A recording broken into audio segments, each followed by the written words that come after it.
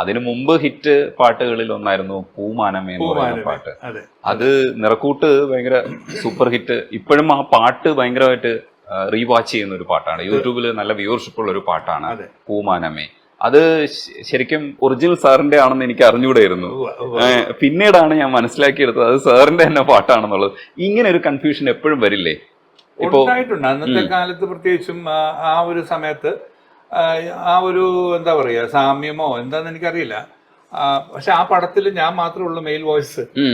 ആ പടത്തിന്റെ ടൈറ്റിലിന് ക്രെഡിറ്റ് നോക്കുമ്പോൾ അറിയാം, പാടിയവർ KG മാർക്കോസ്, ചിത്ര, വാണിജ്യറാം എന്നാ എഴുതിയിരിക്കുന്നത്. അപ്പൊ ഞാൻ മാത്രമേ അതിനകത്ത് ഉള്ളൂ. ഇപ്പോഴും അങ്ങനെ തന്നെയാണ് അത് കിടക്കുന്നത്, മാറ്റാൻ പറ്റില്ലല്ലോ.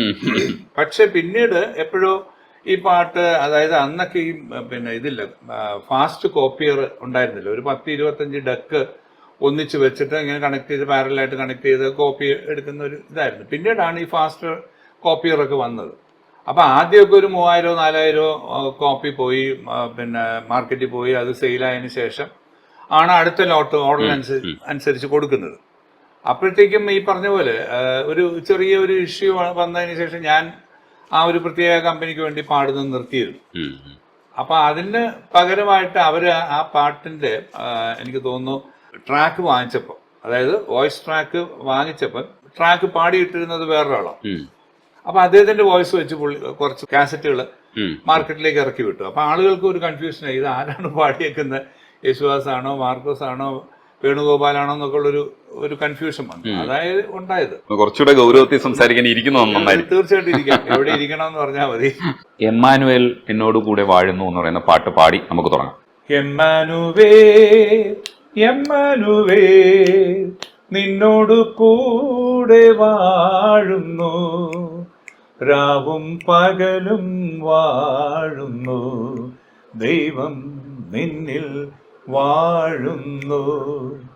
എമ്മാനുവേൽ എമ്മാനുവേൽ നിന്നോട് കൂടെ വാഴുന്നു, രാവും പകലും വാഴുന്നു, ദൈവം നിന്നിൽ വാഴുന്നു.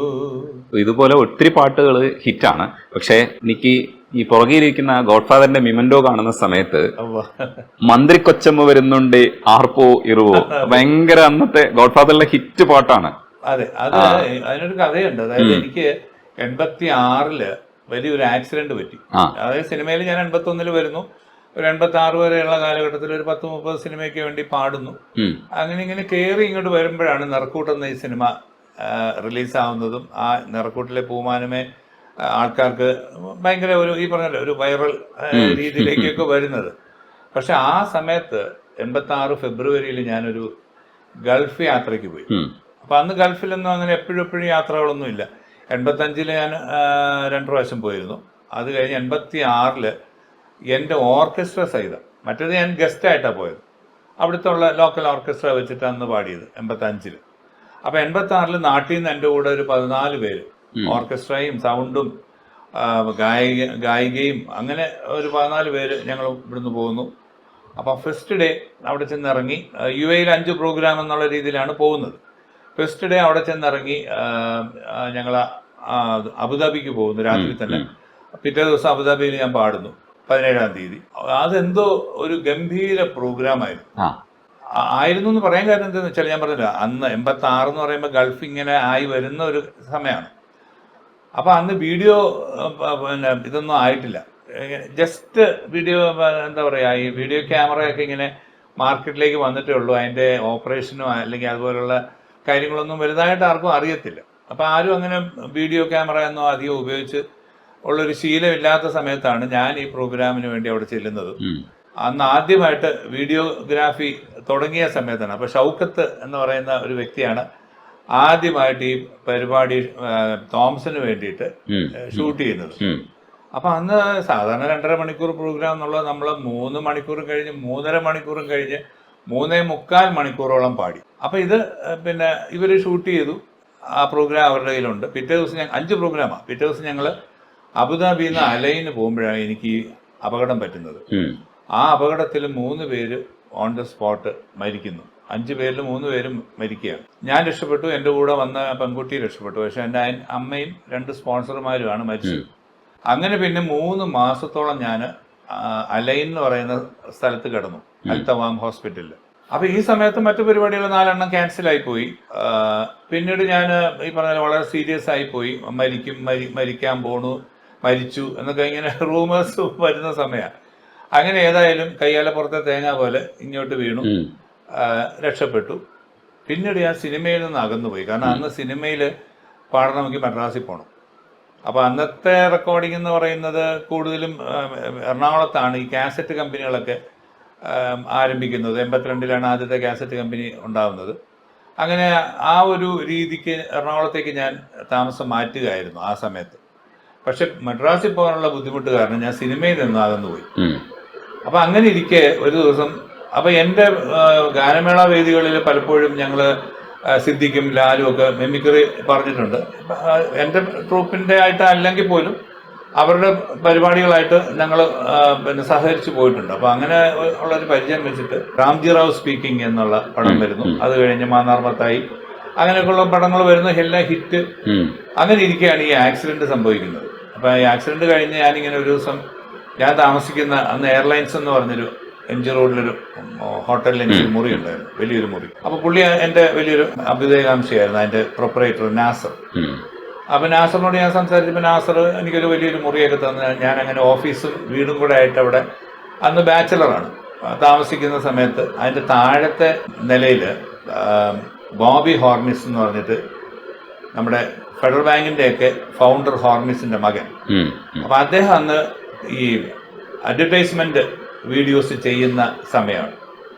അപ്പോൾ പുള്ളിക്കാരനെ കാണാനായിട്ട് ഈ നമ്മുടെ സിദ്ദിഖും ലാലും അവിടെ എപ്പോഴും വരാറുണ്ട്. അപ്പം ഞാനൊരു ദിവസം കാർ ഷെഡിൽ നിൽക്കുമ്പോൾ ഇവരവിടെ വരുന്നു. അപ്പം ഞാൻ പറഞ്ഞു, നിങ്ങൾ പുതിയ പടമൊക്കെ എടുത്തിട്ട് നമ്മളെ വിളിക്കുന്നില്ലല്ലോ എന്ന് പറഞ്ഞപ്പോൾ നോക്കട്ടെ, നമുക്ക് എന്തെങ്കിലും ചെയ്യാൻ പറ്റുമോ നോക്കാമെന്നൊക്കെ പറഞ്ഞ് അങ്ങനെ ഇരിക്കുകയാണ് ഈ ഗോഡ് ഫാദർ വരുന്നത്.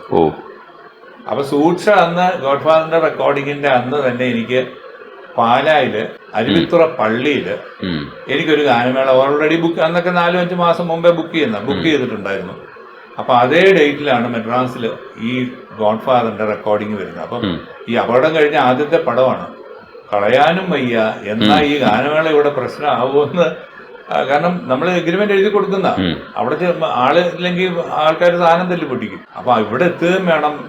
അങ്ങനെ റിസ്ക് എടുത്ത് പോയി പാടിയ ഒരു പാട്ടാണ് ഈ മന്ത്രി കൊച്ചമ്മ വരുന്നുണ്ട്. അത് സിനിമയില് നല്ലൊരു പ്രൈം സ്ഥലത്താണ് ആ പാട്ട് വന്നതും. ആ പാട്ട് ഭയങ്കരമായിട്ട് ശ്രദ്ധിക്കപ്പെട്ടു, അത്യാവശ്യം നന്നായിട്ട് ഞാൻ പാടുകയും ചെയ്തു. അപ്പൊ ഇന്നിപ്പോ അത് ലോ കോളേജിന്റെ നാഷണൽ ആന്തം പോലെ എല്ലാ ലോ കോളേജിലും അവരുടെ പ്രത്യേക പരിപാടിക്കൊക്കെ പാടുന്ന ഒരു പാട്ട്. ആഭ്യന്തര മന്ത്രിയാണ് ആ മന്ത്രിയൊക്കെ പറഞ്ഞിരിക്കുന്ന വേറൊരു സ്റ്റൈലാണ്. മന്ത്രി കൊച്ചമ്മ വരുന്നുണ്ട്, ആർപ്പോ കൈകൊട്ടിപ്പാടാം വരവേറ്റിടാം, ആചാര കതിന മുഴക്കിടാം, കല്യാണം കൂടാൻ കഴിയാത്തവരെ, കഥയറിയാത്തവരെ. ആഭ്യന്തര മന്ത്രിണിയാണേ ആഡംബരം ഒത്തിരി വേണേ, ആഭ്യന്തര മന്ത്രിണിയാണേ ആഡംബരം ഒത്തിരി വേണേ. ആനപ്പാറയിൽ അച്ചമ്മയ്ക്കും കൊച്ചമ്മയ്ക്കും കാവൽ പട്ടാളം ഓരോ സ്ഥലത്തും ഓരോ എക്സ്പ്രഷനൊക്കെ ഇട്ട് പാടിയ ഒരു പാട്ടാണ്. അതേപോലെ ഈ പൂമാനത്തിന്റെ സെക്കൻഡ് സ്റ്റാൻസ ഇല്ലേ, കരളിലെഴും ഒരു മൗനം കസവണിയും ലയമൗനം സ്വരങ്ങൾ ചാർത്തുമ്പോൾ, വീണയായി മണിവീണയായി വീജിയായി കുളിർവാഹിയായി മനമൊരു ശ്രുതിഴയായി പൂമാനമേ ഒരു രാഗമേഘം താ. അത് രസമുള്ളൊരു പാട്ടായിരുന്നല്ലേ. ആ സീനും നല്ല ഒരു എന്താ പറയാ, ആൾക്കാർക്ക് എപ്പോഴും ഒരു സിമ്പതി തോന്നുന്ന ഒരു സീനാണ്. കാരണം അത്രയും സ്നേഹം കാണിച്ചിട്ടാണ് അവസാനം അവളെ കൊല്ലുന്നത്. അപ്പൊ ആ ഒരു ഇത് ആളുകളുടെ മനസ്സിലിങ്ങനെ ഈ പാട്ടും ആ സീനും ഒക്കെ വരുമ്പോഴത്തേക്കും ഒരു പ്രത്യേക ഇമോഷൻ ആയിരുന്നു. സാർ, ഈ അപകടത്തെ